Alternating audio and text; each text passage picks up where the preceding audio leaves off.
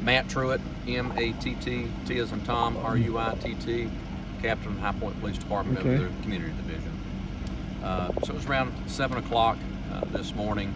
Our communications center began receiving 911 calls. From my understanding, there were two individuals that was running up this road screaming that they needed help.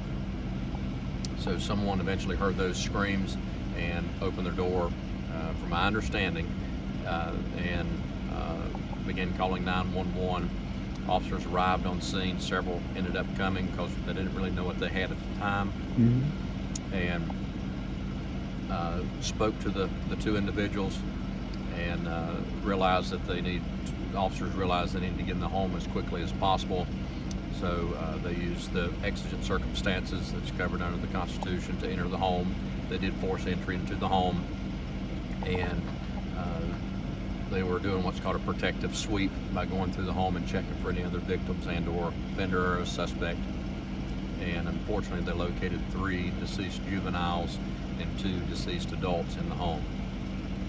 So by that time, of course, you begin to slow the investigation down, and detectives being called in, chaplains being called in. We take the 2 people that were here, screaming for help. They ended up being taken to the police department and interviewed, and got their statements from them. And based on those statements, y'all determined this was a murder-suicide? Well, the statements, then also what the investigation, obviously revealed at that time. One of the people, the survivors, is a resident in the home, and then the other was a visitor of that other resident. And they're both safe at this time. They're unharmed. As far as I know at this point, they were unharmed.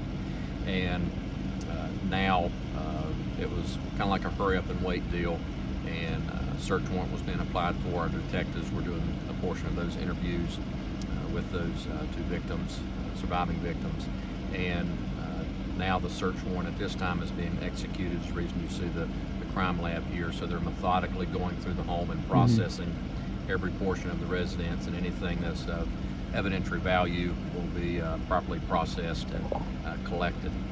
Okay. And then from there is when we'll be able to clear the roadway and leave the area. Okay, one last question. The victims' bodies, I take it, been removed? Were they taken to a? They haven't been removed? No, nothing will be removed. The medical examiner is still here, and once we're finished processing the scene, that's when that would take place. And I take it there'll be autopsies done on the victims' bodies? Yes, sir. At a local hospital, would that be Atrium Health Wake Forest Baptist or Moses Cone Hospital? It all depends on the availability and where the medical examiner tells them to go.